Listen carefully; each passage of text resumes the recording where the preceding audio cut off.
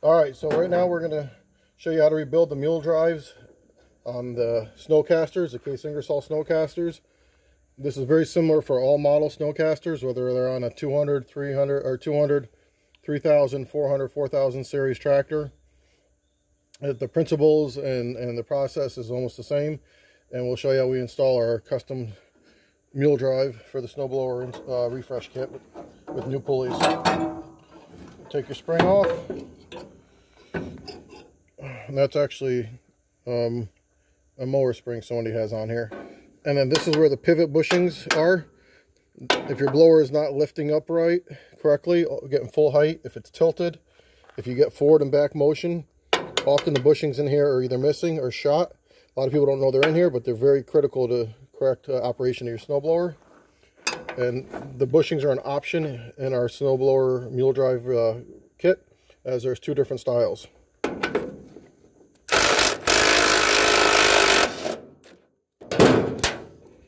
3/4 inch socket and wrench, washer front and back,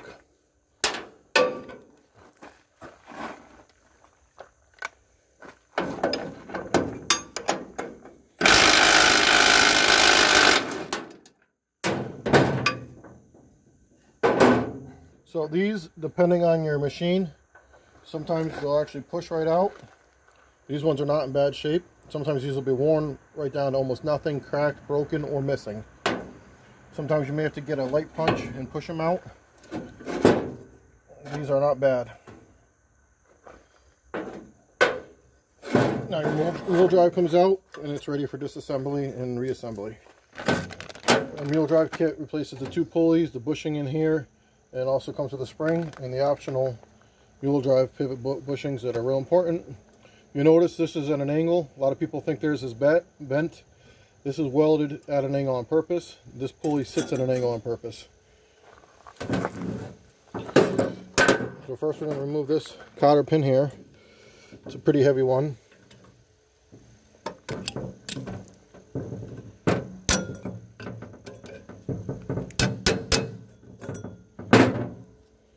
And of your washer. Alright, so you're going to take this bolt out of here, just 3/4 inch socket. There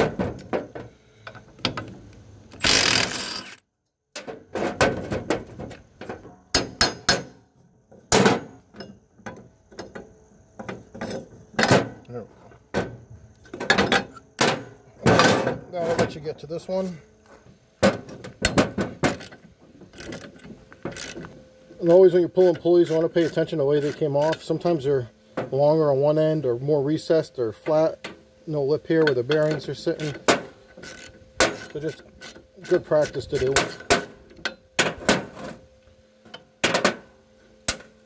Sometimes these pop off, sometimes they don't.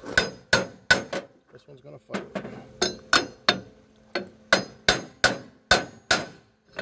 Sometimes if you wedge something behind here, you can break it free, like that. For as nice as this blower is, she's been sitting for a while because there's definitely some rust and corrosion on things.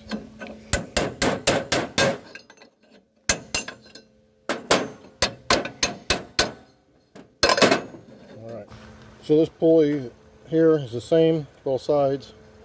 Okay, so our pulleys in our kit. This is the big flat idler that came off the arm. We'll just leave that here for now. That's the pulley we're going to worry about. We got our springs, the optional pivot mounts, the bushing for this arm. So on most of blowers, you're going to use the bigger hole. You'll notice here, this is a bushing that's inserted. If you've got a smaller diameter there that you will use on there, also this bushing is handy to keep around if you knock it out for other pulleys and other uses, for the mower mules and etc. So we're going to go inside. I'm going to take this arm off here too. This bushing is actually fairly tight, some corrosion on it, but probably would be okay without replacing, but we're going to bring it in. We're going to knock this bushing out so the hole is the same size.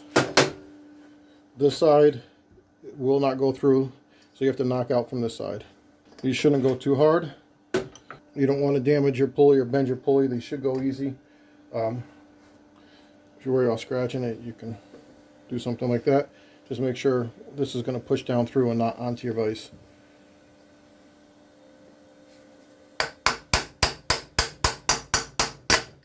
That's it. Now we see, same thing. Don't need to get all worked up. Save this. You'll probably need it for something down the road, for a different pulley, for the mower or mule drive or something. This guy is this bushing here. It's a fairly thin bushing, so you're going to make sure whatever you're pushing through is actually going to hit the bushing and not the casting metal itself. I'm going to put this side might be recessed a hair, so it's going to give my punch somewhere to go and hopefully stay centered on the bushing. Sometimes these come out okay, other times not so much. I'm going to try this end of the punch first. It will fit. Ready?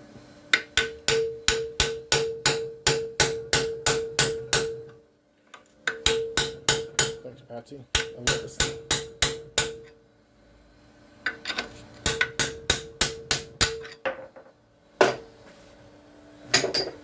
Make sure there's no corrosion. This looks clean in here. Just a little penetrating oil or motor oil, anything to help to install and keep some corrosion out. And these should drive in pretty easy. I like to use a softer face hammer, but don't destroy this bushing.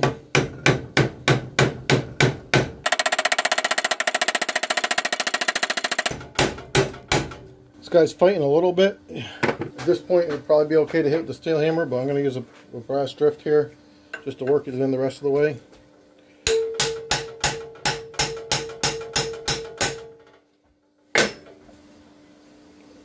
There you go. You might want to just recenter it a little bit. Make sure you clean these up. Any burrs on the end, any dirt, corrosion, paint, all got to come off.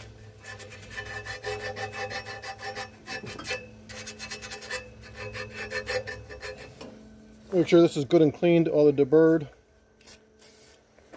You need to take a file or something around here, sandpaper, and make sure it's clean. The other thing you want to make sure is that this doesn't get mushroomed over any when you installed it, because it's not going to slide on here. If you have any doubts, run a reamer or a 1/2-inch drill bit through here, or a round file. So this, you might have to give it a little, not a lot of room in here to work it, but it shouldn't go too hard. If it's going a little bit harder, you can take the C-clamp until you get to here, but once you get to this point, you're not going to be able to clamp it anymore. So you could just C-clamp this on here, but now we got the shaft sticking out. It's not going to clamp anymore. And you don't want to pull on here or here really, so you're going to bend things. This is at an angle, so it's hard to get a straight pull or a straight hit, so that's why it's really important to make sure the shaft or the stud is clean and your bushing is honed out or drilled out if you think you mushroomed it at all.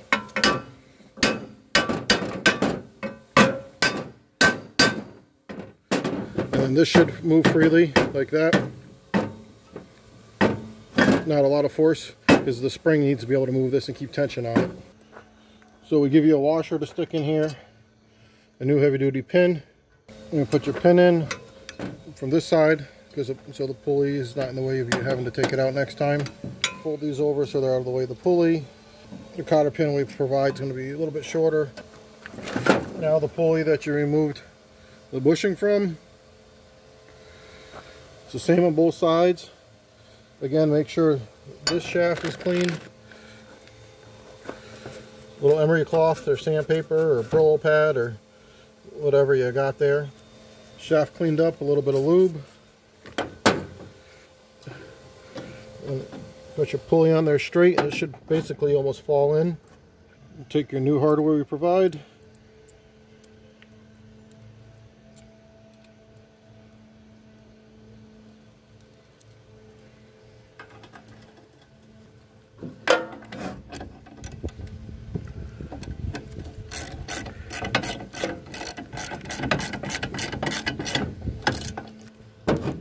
I'm going to get this fairly tight, but not too tight where you damage the bushing bearing, or the bearing rather.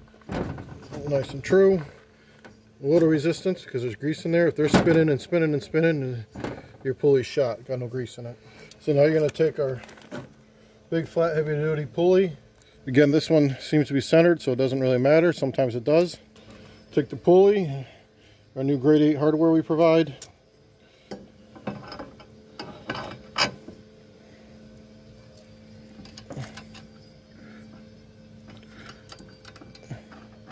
Here's a 3/4 inch wrench and socket.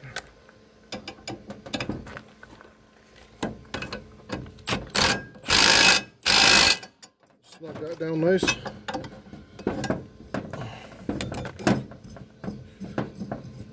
Nice and true. Everything clears. You got it set up right. And then the optional pivot mount bushings, which we highly recommend. If yours are in good shape, you don't need to replace them, but if they're not, this is for one style. I brought these other ones out. This is the other style. So make sure you order the correct style. Alright, so now we're getting ready to put the bracket back on. Make sure these holes are good and clean. Okay, make sure these holes are pretty clean. Put some lube in them. Get your new bushings in there. This should go in with a little resistance to dropping right in, but you don't want them loose in there. So a little shy of flush to start. Alright, make sure you go to the holes that yours were in. And then you're going to have to just kind of feel them in like that.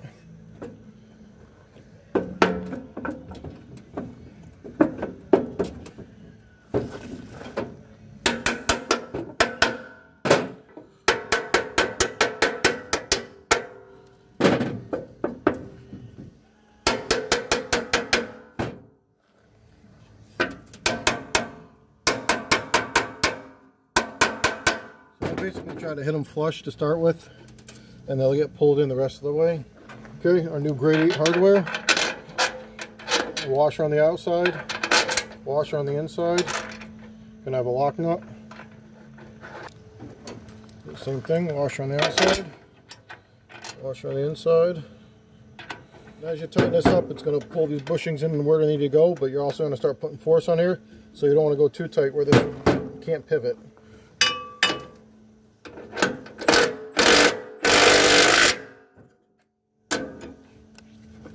Got them snug to start.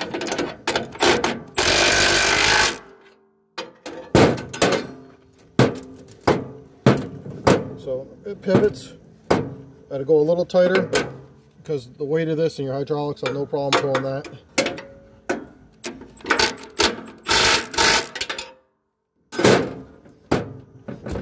Probably could go a little more, but we'll start with that. If we need to adjust it, we will.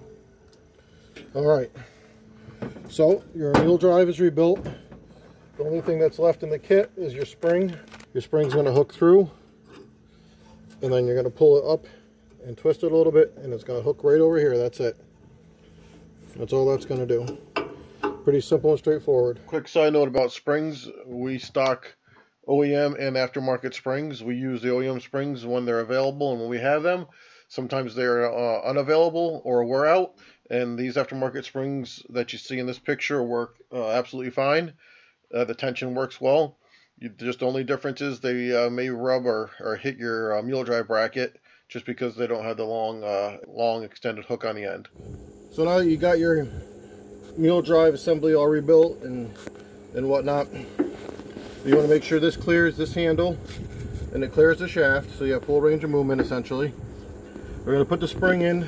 And I get a lot of calls, people don't know where the spring goes. It's very simple, that's why people don't realize it. But there's a hole in here. So it's easier to do the spring when this is off the machine. And I didn't do it, but it's easier to come in with our spring here from the hook in from this way. And then take your bar, watch your fingers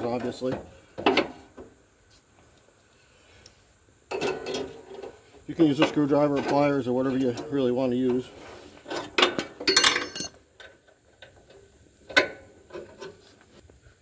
So make sure your belt's routed the right way for your combination of tractor and blower. The routing is different on different series blowers and tractors. And you just take and make sure you use the correct OEM belt. And you can just take your tension, slide it over your back idler pulley, the flat pulley, and then you should be pretty good to go with that. So the Mule drive rebuild kit's installed, the new jack shaft kit's installed, and the new chain is installed. We didn't do the auger bearings on this blower yet. That's in a different video we already did on a different blower. I just wanted to get this thing on here so you guys can see how the jack shaft and the Mule drive pulleys go. These auger bearings are a little loud, but they're not horrible. I've heard much worse.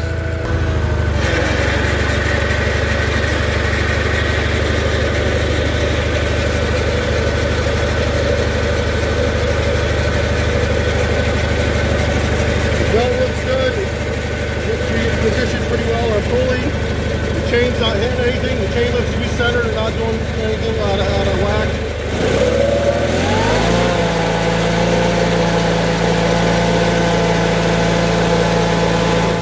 These case Ingersoll single stage blowers work awesome. Check out our videos of these in action. Remember, man built it, man can fix it. We have a bunch of rebuild kits for the snowblowers, for our mowers, from complete rebuild kits to different sections of each attachment. We put kits together to make it easy for you guys to order, to save you a little bit of money, and to make your job complete. Plug and play all in one pack. You don't have to spend all night trying to search for the right part numbers, making sure you didn't get the wrong ones. And it all arrives to you quickly, and you can just do your job completely. Thank you. Please be sure to hit that subscribe button, the thumbs up. We really appreciate it. It helps us out a lot. Check out all our snowblower kits and all the parts we offer in custom kits at caseingersolltractors.com. We've got a lot of information and pictures there as well for Case Ingersoll brand. And thanks so much for watching. See you the next time.